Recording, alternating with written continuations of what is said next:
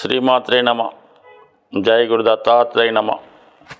ఈ వీడియోలో మనం మకర రాశి వారికి యోగించే దశలు, అంటే వీరి జీవితంలో ఏ దశ వచ్చినప్పుడు జీవితంలో స్థిరపడతారు, ఏ దశలో ఇబ్బంది పడే అవకాశం ఉంది అన్న విషయాన్ని ముందుగా మనం యోగించే దశల గురించి తెలుసుకుందాం.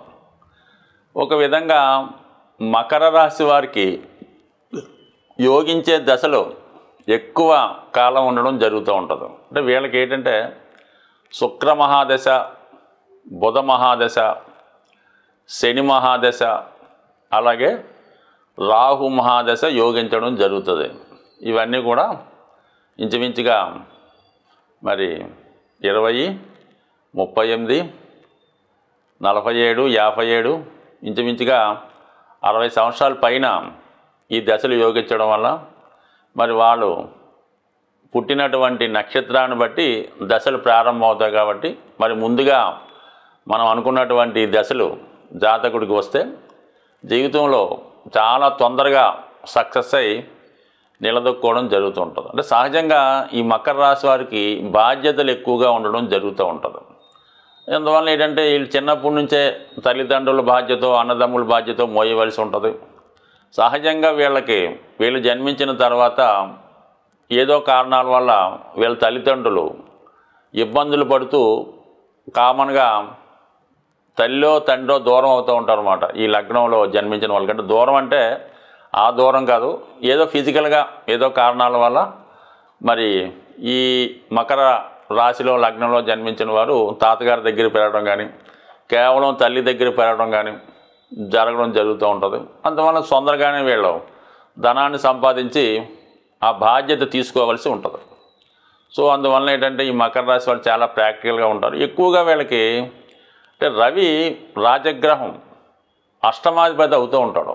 అందుకని ఏంటంటే పాపం ఈ తండ్రి కారకుడు రవి అష్టమాధిపతి అవటం వల్లనో, ఆత్మకారకుడు అష్టమం అవటం వల్ల, ప్రభుత్వం అష్టమం అవటం వల్ల వీళ్ళకి ఈ ప్రభుత్వ రంగ సంస్థల్లో చిన్న స్థాయి ఉద్యోగాలు అంటే సబార్డినేట్గా అంటే క్లాస్ 4 అటెండర్ స్థాయి, డ్రైవర్ స్థాయి ఉద్యోగాలు ఎక్కువ మంది ఈ మకర లగ్నం వారికి రావడం జరుగుతూ ఉంటుంది. అలాగే వారసత్వంగా వచ్చే ఉద్యోగాలు అన్నమాట. అంటే ఫాదరు ఏదో వారసత్వంగా జాబ్ చేస్తూ ఉంటాడు, దాని తర్వాత ఈ అబ్బాయికి అదే ఉద్యోగం రావడం జరుగుతూ ఉంటుంది. సాధారణంగా మున్సిపల్ కార్పొరేషన్లోను, ఈ పంచాయతీల్లోనూ ఎక్కువగా రావడం జరుగుతుంది. అంటే అందరూ విషయంలో అలా కాదు, కొందరి విషయంలో మాత్రం ఇది అనుకోవాలి, మిగతా వాళ్ళు పెద్దగా ఏం ఫీల్ అవ్వద్దు. కామన్గా ఈ రాశి వారికి స్ట్రగుల్ ఉంటుందని చెప్పడం జరుగుతుంది. అలాగే వీళ్ళు కార్మిక నాయకులుగా సాధారణ స్థాయిలో, అంటే ఇక్కడ ఈ రాశికి శని లగ్నాధిపతి అవుతూ దశమంలో ఉచ్చ పొందుతాడు. అయితే వీళ్ళు చిన్న స్థాయి నుంచి పెద్ద స్థాయికి వెళ్ళే అవకాశం ఉంది. అంటే ఒక కార్మిక నాయకుడిగా జీవితం స్టార్ట్ చేసి మరి గొప్ప లీడర్గా, అంటే ప్రపంచ స్థాయి భారతదేశంలో నెంబర్ 1గా కూడా ఎదిగే వాళ్ళు కూడా ఉన్నారు. అమెరికా రాష్ట్రాన్ని కూడా ప్రెసిడెంట్లుగా చేసిన వాళ్ళు ఈ మకర లగ్నం వాళ్ళు కూడా ఉన్నారు. బట్ ఏదైనా కామన్గా ఈ మకర రాశి వాళ్ళు ప్రారంభంలో జీవితంలో కష్టాలు అనుభవించి తర్వాత పైకి రావడం జరుగుతుంది. వీళ్ళకి శని మహాదశ జీవితంలో బ్రహ్మాండంగా యోగిస్తుంది.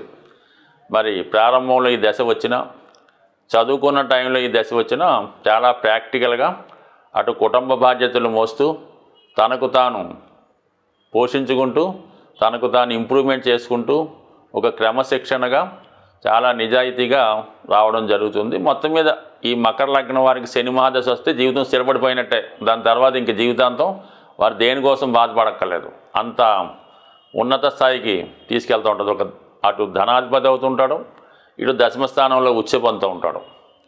అయితే దాని తర్వాత శుక్ర మహాదశ, అంటే శుక్రుడు ఈ రాశి వారికి యోగకారకుడు, పంచమ దశమాధిపతిగా అటు సంతానాన్ని, అటు ఉద్యోగాన్ని, అటు భార్యని, అలాగే కంఫర్ట్స్ని ఇవ్వడం జరుగుతూ ఉంటుంది. ఒక సంతోషకరమైన జీవితం ఈ శుక్ర మహాదశలో వీళ్ళు పొందడం జరుగుతూ ఉంటుంది. ఇది 20 సంవత్సరాల పాటు జాతకుడిని ఏ స్థాయిలో ఉన్న ఒక గృహాన్ని, ఏదో సినిమాలో చెప్పినట్టు చక్కని సంసారం, మంచి గృహం, అందమైన భార్య, హ్యాపీగా ఉన్నంతలో ఆనందంగా ఉండడానికి ఈ శుక్ర మహాదశ జీవితంలో వీళ్ళని స్థిరపడేలా చేస్తుంది. అయితే ఇమీడియట్గా వచ్చినటువంటి రవి మహాదశ జాతకుడికి చాలా వరకు పనిష్మెంట్ ఇస్తుంది కాబట్టి శుక్ర మహాదశలో కూడా చాలా జాగ్రత్తగా ఉండవలసి ఉంటుంది. అంటే ఎలాగా చాలా నిజాయితీగా చట్టానికి లోబడి మన ధర్మానికి లోబడి ఉండవలసి ఉంటుంది అన్నమాట. అలాగని శుక్ర మహాదశలో ఏదన్నా తప్పు పని చేస్తే తర్వాత వచ్చే రవి దశ శుభ్రంగా క్లీన్ చేస్తూ ఉంటుంది అన్నమాట. ఏదైనా శుక్ర మహాదశ అన్నది ఈ జీవితంలో సుఖపడే దశ, శని మహాదశ స్థిరపడే దశ.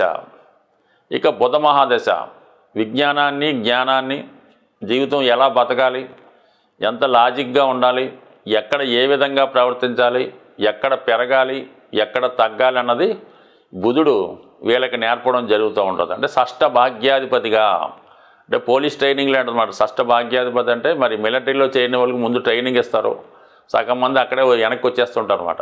కానీ తర్వాత మంచి భవిష్యత్తు ఉంటుంది. బట్ ఈ విధంగా బుధుడు వాళ్ళకి ఎలా బతకాలో నేర్పుతాడు, ధనం ఎలా సంపాదించాలో నేర్పుతాడు, అలాగే ఎలా పొదుపు చేసుకోవాలో చెప్పడం జరుగుతుంది. చివరికి భక్తి పుణ్యాన్ని కూడా వచ్చే జన్మ కూడా బాగుండేలాగా వీళ్ళు జాగ్రత్త పడడానికి ఈ బుధ మహాదశ వీళ్ళకి యోగిస్తుంది. ఈ 3 దశలు కూడా చాలా హ్యాపీ.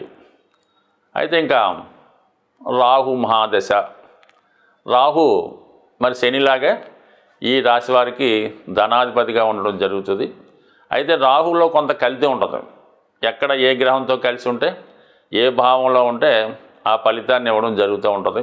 మరి వీళ్ళకి మిథునం కన్యల్లో ఉన్న, సింహంలో ఉన్న, వృషభంలో ఉన్న, సో ఏదైనా ఈ సినిమా పరిశ్రమ వాళ్ళకి, ప్రస్తుతం ఉన్నటువంటి సాఫ్ట్వేర్ రంగం వాళ్ళకి సులభంగా తొందరగా ధనం సంపాదించి ధనాన్ని ఇచ్చి గ్రహం రాహు గ్రహం.